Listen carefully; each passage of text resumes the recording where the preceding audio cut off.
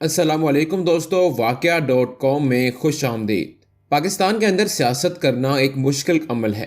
سیاستدانوں کی شہرت اور ذاتی زندگی بھی شوبز کے لوگوں کی طرح لوگوں کے لیے گفتگو کا مزیدار موضوع ہوتی ہے، اور ان کے اسکینڈل وقتاً فوقتاً میڈیا کی زد میں آتے رہتے ہیں۔ بے نظیر بھٹو اور حیات شیرپاؤ کی پہلی ملاقات ہوئی تو اس پہلی ملاقات میں ہی بے نظیر بھٹو اپنا دل ہار بیٹھیں۔ مبینہ طور پر شیرپاؤ بھی بے نظیر پر اپنا دل ہار بیٹھے تھے، لیکن یہ سوچ کر کہ بے نظیر ان کے پارٹی چیئرمین کی بیٹی ہیں تو وہ حوصلہ افزائی کرنے سے قاصر رہے۔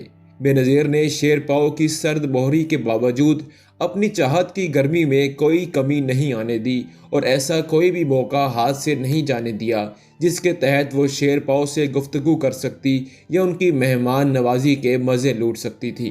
حیات محمد ایک وجیح خوبصورت نوجوان تھے۔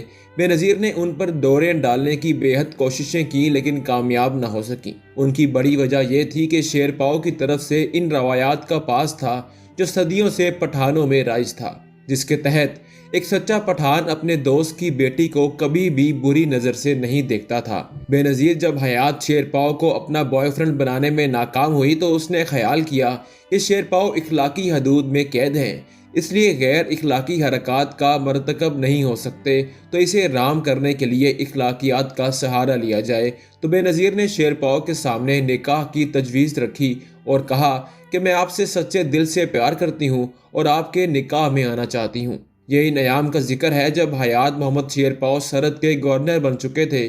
انہوں نے سوچا وزیر اعظم کی بیٹی سے نکاح کر کے وہ وزیر اعظم کے داماد کی حیثیت سے مزید سیاسی قوت حاصل کر سکتے ہیں، لیکن سرحد کے عوام کے دلوں میں پیدا ہونے والے شکوک و شبہات کو دور نہیں کر سکتے جو اس نکاح کے بعد ان کے دلوں میں پیدا ہوں گے، کیونکہ عوام سوچے گی کہ ان کے گورنر نے سرحد کے پٹھانوں کی روایات کو پامال کرتے ہوئے ایک دوست کی لڑکی پر بری نظر ڈالی تھی اور اب اسے پھنسا کر شادی کر رہے ہیں۔ اس اندیشے کے علاوہ شیرپاؤ کو بے نظیر سے نکاح کرنے سے جو چیز دور کر رہی تھی وہ بے نظیر کی رنگین مزاجی اور ضرورت سے زیادہ آزاد خیالی تھی۔ ان پر حقیقت روز روشن کی طرح عیاں تھی کہ وہ بے نظیر کو اپنے رسم و رواج کی پابندی پر مجبور نہیں کر سکیں گے۔ بے نظیر بھٹو ایک آزاد پنچھی تھی جسے دال پر بیٹھنے کی عادت تھی۔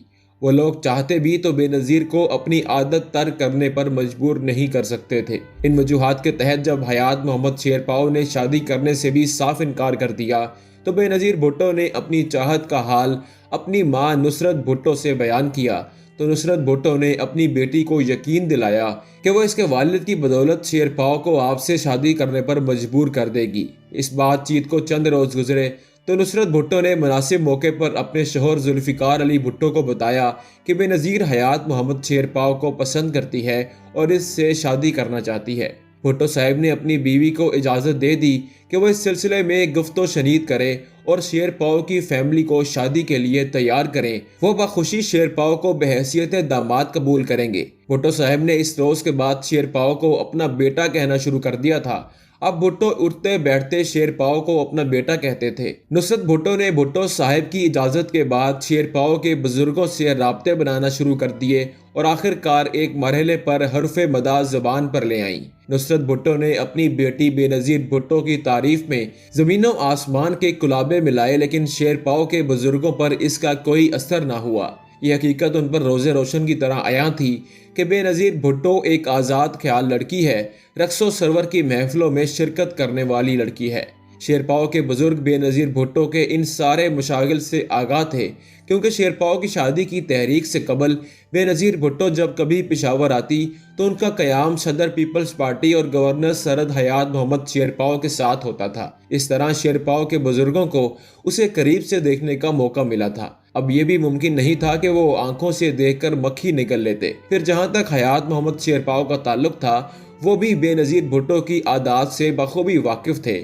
شیرپاؤ اس نتیجے پر پہنچے کہ بے نظیر بھٹو سے شادی کر کے وہ خوشگوار زندگی بسر نہیں کر سکتے۔ شادی سے صاف انکار کے بعد نصرت بھٹو پشاور سے اسلام آباد پہنچی تو غصے اور شرمندگی کی وجہ سے ان کی حالت دگرگوں تھی۔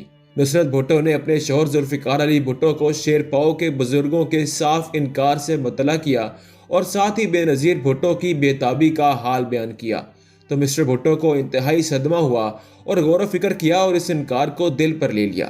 नुसरत भुट्टो फिर भी शेरपाओ के बुजुर्गों से राब्ते में रहीं।